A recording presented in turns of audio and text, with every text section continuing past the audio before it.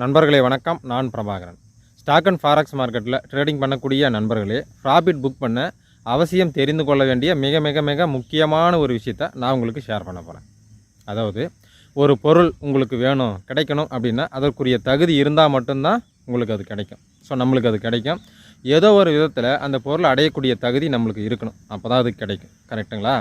சரி, இது பொருளுக்கு அப்படிங்கிற மட்டுமல்ல, பணமாக இருக்கட்டும், இல்லை பாசமாக இருக்கட்டும், இல்லை அதாவது பணம், பாசம், பட்டம், பதவி, புகழ், ஸோ இந்த மாதிரி இருக்கட்டும், இல்லை பெண், பொன், மண், மரியாதை, ஸோ இந்த மாதிரி எந்த ஒரு விஷயமாக இருந்தாலும் சரி, ஸோ அதற்குரிய தகுதி இருந்தால் மட்டும்தான் அது நம்மளுக்கு கிடைக்கும், நம்மளை தேடி வரும். சரிங்களா? ஸோ இது உங்களுக்கு புரிஞ்சிருக்குன்னு நினைக்கிறேன். கிளியர். அதே போல் தான் ஸ்டாக் அண்ட் ஃபாரெக்ஸ் மார்க்கெட்டில் நம்ம ப்ராஃபிட் புக் பண்ணணும் அப்படின்னாக்கா, ப்ராஃபிட் நம்மளுக்கு வேணும்னா நம்மளுக்கு அதை அடையக்கூடிய தகுதி, ப்ராஃபிட் புக் பண்ணக்கூடிய தகுதி இருந்தால் மட்டும்தான் வரும். இல்லைனாக்கா என்ன தான் நம்ம உருண்டு பிறண்டாலும் சரி, என்ன தான் நம்ம குட்டிக்காரனை அடித்தாலும் சரி, இல்லை பழனிக்கே பால் காவடி எடுத்தாலும் சரி, ஒரு அடி நகராது. அப்போது மார்க்கெட்டில் ப்ராஃபிட் புக் பண்ண என்ன தகுதி நம்மளுக்கு வேணும் அப்படிங்கிறத நான் உங்களுக்கு புரிய வைக்க போகிறேன். ஸோ அதை 3 பாயிண்ட்ஸாக நான் பிரிச்சிருக்கிறேன். நான் சொல்லக்கூடிய இந்த 3 பாயிண்ட்ஸில் தான் மார்க்கெட்டோட மொத்த சூட்சமுமே இருக்குது. அது மட்டும் இல்லை, நம்ம ப்ராஃபிட் புக் பண்ண தேவையான மொத்த சூட்சமும் அந்த 3 பாயிண்ட்ஸில் தான் இருக்குது. சரி, பாயிண்ட் நம்பர் 1, பணம். அதாவது அதிகமான பணம் நம்மக்கிட்ட இருந்ததுன்னா ப்ராஃபிட் புக் பண்ண முடியுமா? சரி. அடுத்து பாயிண்ட் நம்பர் 2, எக்ஸ்பீரியன்ஸ். அதெல்லாம் இல்லைப்பா, பணம் எல்லாம் நம்மளுக்கு ஒரு மேட்டரே கிடையாது. எக்ஸ்பீரியன்ஸ் அதிகமாக மார்க்கெட்டில் நம்ம ஈஸியாக ப்ராஃபிட் புக் பண்ணலாம். சரி. அடுத்து பாயிண்ட் நம்பர் 3, பணமும் தேவையில்லை, எக்ஸ்பீரியன்ஸும் தேவையில்லப்பா. மார்க்கெட்டை அனாலிசிஸ் பண்ண தெரிஞ்சிருக்கணும். அதாவது அனாலிசிஸ் பண்ணி ஏதாவது ஒரு கான்செப்டை, ஸோ ஸ்ட்ராட்டஜி மாதிரி ஏதாவது ஒரு கான்செப்டை பேஸ் பண்ணி நம்ம ட்ரேடிங் பண்ணும்போது நம்ம ப்ராஃபிட் புக் பண்ணுறதுக்கு நிறைய வாய்ப்புகள் இருக்குது. ஸோ இந்த 3 பாயிண்ட்ஸ் நான் சொன்னேன்ல, இதுதான் மார்க்கெட்டோட மொத்த சூட்சமும் இந்த 3 பாயிண்ட்ஸில் தான் இருக்குது. அதே போல் நம்ம ப்ராஃபிட் புக் பண்ணக்கூடிய ஒரு குவாலிட்டியும் இந்த 3 பாயிண்ட்ஸில் தான் இருக்குது. இந்த 3 பாயிண்ட்ஸில் எந்த பாயிண்ட்ஸ் மிக மிக முக்கியமான ஒன்று ப்ராஃபிட் புக் பண்ண அப்படிங்கிறத நான் ஒரு அலச போகிறேன். என்னோடய சஜஷனாக நான் ஷேர் பண்ண போகிறேன். அதே போல் மார்க்கெட்டில் ப்ராஃபிட் புக் பண்ணணும்னா என்ன குவாலிட்டி நம்மக்கிட்ட இருக்கணும் அப்படிங்கிறத, என்ன தகுதி நம்மளுக்கு இருக்கணும் அப்படிங்கிறத இந்த வீடியோவை இங்கேருந்து கண்டினியூ பண்ணுறதுக்கு முன்னாடி நீங்கள் கமெண்ட் செக்ஷனில் உங்களுக்கு என்ன தோணுதோ அதை ஷேர் பண்ணுங்கள். சரி, இந்த 3 குவாலிட்டியில் எந்த குவாலிட்டி நம்மளுக்கு வேணும் மார்க்கெட்டில் ப்ராஃபிட் புக் பண்ண அப்படிங்கிறத பார்த்துருவோமா? பாயிண்ட் நம்பர் 1, பணம்.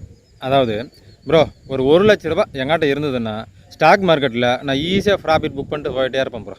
ஒரு $1000 மட்டும் எங்கிட்ட இருந்ததுன்னா ஃபாரெக்ஸ் மார்க்கெட்டில் 0.01 லாட் சைஸ் ஆர்டர் ப்ளேஸ் பண்ணி சூப்பராக நான் ப்ராஃபிட் புக் பண்ணுவேன் ப்ரோ. ஸோ அந்த மாதிரி நிறைய நண்பர்கள் எங்கிட்ட சொல்லியிருக்காங்க. சரிங்க ப்ரோ, அதெல்லாம் கரெக்ட் தான், சூப்பரான பாயிண்ட் தான். பட் இருந்தாலும் நீங்கள் எவ்வளோ மார்க்கெட்டில் லாஸ் பண்ணீங்க அப்படிங்கிற ஒரு கேள்வியை கேட்டோம்னா, ப்ரோ 1 லட்ச ரூபா ப்ரோ, 5 லட்ச ரூபா, 10 லட்ச ரூபா, ஏன் 50 லட்ச ரூபா லாஸ் பண்ண நபர்கள் கூட நம்மக்கிட்ட பேசியிருக்கிறாங்க. இப்போது நீங்கள் 10 லட்ச ரூபா லாஸ் பண்ணியிருக்கீங்கள, 0.01 லாட் சைஸில் ஏன் ப்ரோ நீங்கள் ஆர்டர் ப்ளேஸ் பண்ணல, ஏன் நீங்கள் ப்ராஃபிட் புக் பண்ணல கன்சிஸ்டண்ட்டாக அப்படின்னு ஒரு கேள்வியை கேட்டோம்னா பதில் இல்லை. அப்போது ஒரு விஷயத்த நீங்கள் நல்லா புரிஞ்சுக்கோங்க. மார்க்கெட்டில் லாஸ் பண்ணவங்ககிட்ட நீங்கள் கேட்டு பாருங்கள், 1 லட்சம், 5 லட்சம், 50 லட்ச ரூபா கூட லாஸ் பண்ணியிருக்காங்க. அப்போ அதிகமான பணம் நம்மக்கிட்ட இருந்ததுன்னா மார்க்கெட்டில் நம்ம ப்ராஃபிட் புக் பண்ணலாம் அப்படிங்கிறது உண்மை கண்டிப்பாகவே கிடையாது. அது ஒரு மிகப்பெரிய முட்டாள்தனம். ஸோ நீங்கள் யாரை வேணாலும் கேட்டு பாருங்கள், லட்சக்கணக்கில் தான் அவங்க ஆக்சுவலாக மார்க்கெட்டில் லாஸ் பண்ணியிருப்பாங்க. அப்போ அதிகமான பணம் நம்ம இருந்ததுன்னா ப்ராஃபிட் புக் பண்ணலான்னாக்கா அவங்களாம் ப்ராஃபிட் புக் பண்ணியிருப்பாங்களே. So majority of the people பார்த்தீங்கன்னா லாஸ் தான் பண்ணியிருக்காங்க. ஸோ 90% கரெக்டுங்களா? அவங்க எல்லாருமே பார்த்தீங்கன்னா அதிகமான பணம் லாஸ் பண்ணியிருக்காங்க. சரி, அதிகமான பணம் இருந்ததுன்னா ப்ராஃபிட் புக் பண்ணலாம் அப்படின்னு சொல்லிட்டு யார் சொன்னாலும் நம்பாதீங்க. ஏன் உங்கள் மனசாட்சியே சொன்னாலும் அதை நீங்கள் நம்பாதீங்க. அப்போ மார்க்கெட்டில் நம்ம கன்சிஸ்டண்ட்டாக ப்ராஃபிட் புக் பண்ணோம்னா நம்மளுக்கு ஒரு தகுதி வேணும்னு சொன்னோம்ல, அது பணம் அப்படிங்கிறது சுத்த போய் அது ஒரு குவாலிட்டியே நம்மளுக்கு கிடையாது. சரி, அப்போ பணம் இல்லாமல் நம்ம எப்படி ப்ரோ ட்ரேடிங் பண்ணுறதுனா கண்டிப்பாகவே பணம் வேணும். அது தேவையான அளவுக்கு வேணும். இப்போ எப்படின்னா, என்னுடைய நாலேஜுக்கு பார்த்தீங்கன்னா மந்த்லி எனக்கு 5000 ரூபாய் மார்க்கெட்லேருந்து இன்கம் வேணும் அப்படின்னாக்கா என்னுடைய இன்வெஸ்ட்மெண்ட் 10,000 ரூபாய் இருக்கணும். அதாவது என்னால் 50% மினிமம் ப்ராஃபிட் புக் பண்ண முடியும் ஃபாரெக்ஸ் மார்க்கெட்டில். இது என்னுடைய கெப்பாசிட்டி.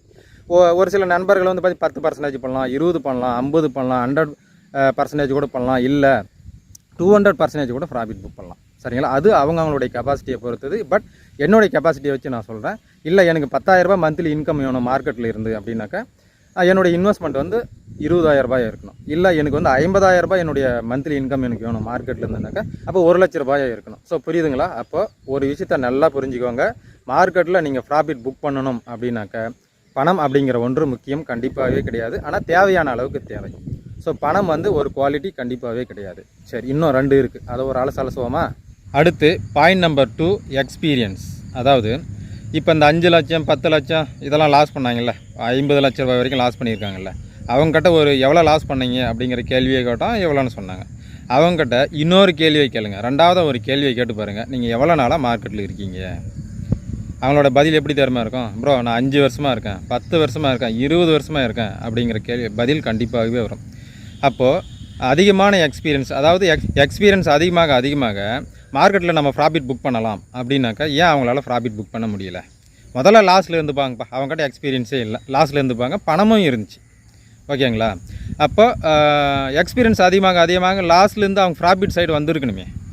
பணமும் 5 லட்சம் 10 லட்சம் ஸோ அவங்ககிட்ட இருந்திருக்கு, ஆக்சுவலாக மார்க்கெட்டில் இன்வெஸ்ட்மெண்ட் பண்ணியிருக்காங்க. அப்போ எக்ஸ்பீரியன்ஸ் அதிகமாக லாஸ்ட்லேருந்து ப்ராஃபிட் சைடு வந்திருக்கணும். அப்போ ஏன் வரலை அப்படின்னா, நம்ம மார்க்கெட்டில் ப்ராஃபிட் புக் பண்ணக்கூடிய தகுதியில் இது 2மே இல்லை அப்படிங்கிறது உங்களுக்கு புரிய வருதா? அதிகமான பணம் நம்மளுக்கு தேவையில்லை, ஆனால் தேவையான அளவுக்கு தேவை. எக்ஸ்பீரியன்ஸ் நம்மளுக்கு முக்கியமல்ல, ஆனால் தேவையான அளவுக்கு இருந்தால் போதும். பட் இருந்தாலும் அதை கன்சிடர் பண்ண வேண்டிய அவசியம் கண்டிப்பாகவே கிடையாது. அப்போது மார்க்கெட்டில் நம்ம ப்ராஃபிட் புக் பண்ணணும்னாக்கா அப்போ வேறு ஏதோ ஒரு குவாலிட்டி நம்மளுக்கு வேணுமா? ஸோ அதை வந்து நம்ம 3வது பாயிண்ட்ஸ்லாம் நம்ம பார்ப்போம். அடுத்து பாயிண்ட் நம்பர் 3, ஸ்ட்ராட்டஜி. அதாவது மார்க்கெட்டை நம்ம அனாலிசிஸ் பண்ணக்கூடிய திறமையை வச்சு தான் நம்ம ப்ராஃபிட் புக் பண்ணுறதும் லாஸ் புக் பண்ணுறதும். சரி, மார்க்கெட் அனாலிசிஸ்னால் என்ன? இப்போ உதாரணத்துக்கு நான் சொல்கிறேன் பாருங்க.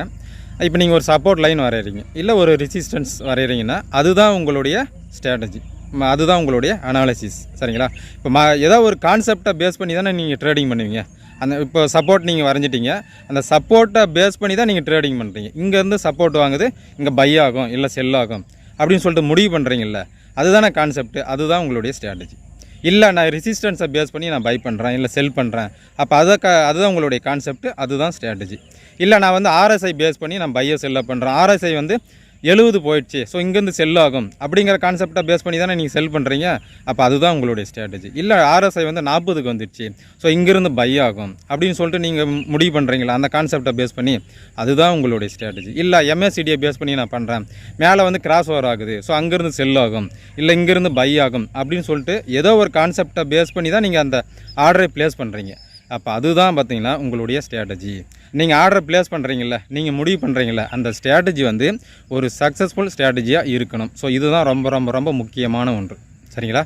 ஸோ அப்போ மார்க்கெட்டில் நம்ம கண்டினியூஸாக நம்ம ப்ராஃபிட் புக் பண்ணணும் அப்படின்னாக்க சக்ஸஸ்ஃபுல் ஸ்ட்ராட்டஜியை பேஸ் பண்ணி மட்டுமே ட்ரேடிங் பண்ணும்போது தான் நம்மளால் ப்ராஃபிட் புக் பண்ண முடியும் தொடர்ச்சியாக. ஸோ மார்க்கெட்டில் தொடர்ச்சியாக ப்ராஃபிட் புக் பண்ண தேவையான தகுதி வந்து என்னென்னா, நம்மக்கிட்ட ஒரு சக்ஸஸ்ஃபுல் ஸ்ட்ராட்டஜி இருக்கணும், அதை பேஸ் பண்ணி மட்டும்தான் நம்ம ட்ரேடிங் பண்ணணும். அப்போ தான் நம்மளால் கண்டினியூஸாக ப்ராஃபிட் புக் பண்ண முடியும்.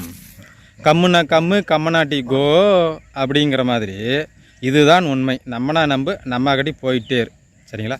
சரி, இப்போ இன்னொரு விஷயத்தை புரிஞ்சுக்கோங்க. நீங்கள் சப்போர்ட் லைன் வரைஞ்சிங்க, சப்போர்ட்டை பேஸ் பண்ணி உங்கள்கிட்ட ஒரு ஸ்ட்ராட்டஜி இருக்குது.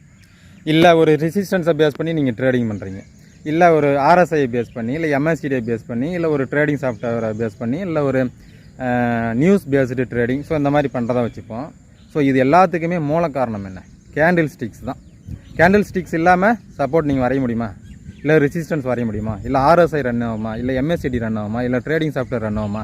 கண்டிப்பாகவே ரன் ஆகுது. அப்போ மூல காரணம் என்ன? கேண்டில் ஸ்டிக்ஸ் தான். அப்போ உங்களுடைய ஸ்ட்ராட்டஜி ஒரு கேண்டில் ஸ்டிக்ஸ் பேஸ்டு, அதாவது ப்ரைஸ் ஆக்ஷன் அப்படின்னு சொல்லப்படுகிற ஒரு கேண்டில் ஸ்டிக்ஸை பேஸ் பண்ணி மட்டுமே இருக்கும்போது நீங்கள் ப்ராஃபிட் புக் பண்ணுறதுக்கு அது வந்து ஒரு சக்ஸஸ்ஃபுல் ஸ்ட்ராட்டஜியாக இருக்கிறதுக்கு நிறைய வாய்ப்புகள் கண்டிப்பாகவே இருக்குது. அப்போது நம்ம மார்க்கெட்டில் கண்டினியூஸாக நம்ம ப்ராஃபிட் புக் பண்ணணும் அப்படின்னாக்க நமக்கு ஒரு தகுதி வேணும்னு சொன்னோம்ல, ஒரு குவாலிஃபை இருக்கணும்ல, அதுதான் வந்து பார்த்திங்கன்னா ஸ்ட்ராட்டஜி மட்டும் இல்லை, சக்ஸஸ்ஃபுல் ஸ்ட்ராட்டஜியாக இருக்கணும். ஸோ இதுதான் ரொம்ப ரொம்ப ரொம்ப முக்கியமான ஒன்று. அப்போ ஒரு சக்ஸஸ்ஃபுல் ஸ்ட்ராட்டஜியை பேஸ் பண்ணி மட்டுமே நம்ம மார்க்கெட்டில் ட்ரேடிங் பண்ணும்போது மட்டும்தான் நம்மளால் ப்ராஃபிட் புக் பண்ண முடியும். சரிங்களா?